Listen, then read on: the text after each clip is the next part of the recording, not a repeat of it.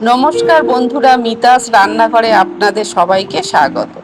আজ আমি আপনাদের বানিয়ে দেখাবো একদম ঘরোয়া পদ্ধতিতে কুমড়ো আর পুঁইশাক দিয়ে চিতি কাঁকড়ার তরকারি।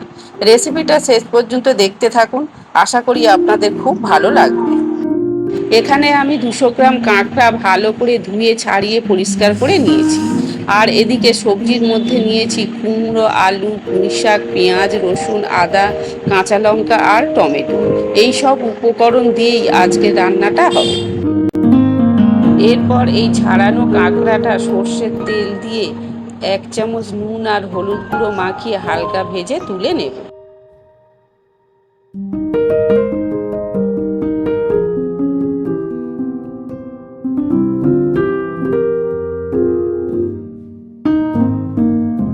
এবার কড়াইতে আরও 3 চামচ সর্ষের তেল দিয়ে তার মধ্যে 5 ফোড়ন দিয়ে দেব।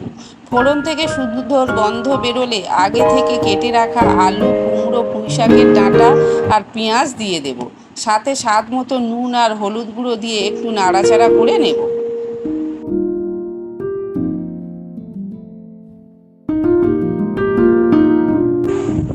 এবার একে একে কাঁচা লঙ্কা, টমেটো, আদা রসুন বাটা, পুঁইশাকের পাতা আর 1 চামচ জিরে গুঁড়ো, 1 চামচ লাল লঙ্কার গুঁড়ো দিয়ে ভালো করে কষতে থাকবো। কষানো হয়ে গেলে এর মধ্যে পরিমাণ মতো জল দিয়ে দেব।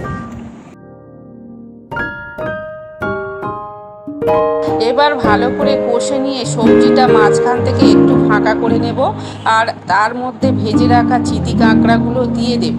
তারপর 4-5 থেকে সবজি দিয়ে কাঁকড়াগুলোকে একটু ঢেকে দেব। এরপর এর মধ্যে 1 চামচ চিনি দিয়ে ঢাকা দিয়ে দেব।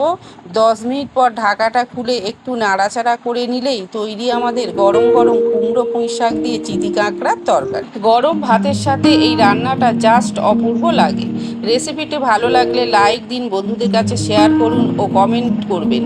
আর আমার মিতাস রান্নাঘর চ্যানেলটি সাবস্ক্রাইব করতে ভুলবেন না। সবাই ভালো থাকবেন, সুস্থ থাকবেন। ধন্যবাদ।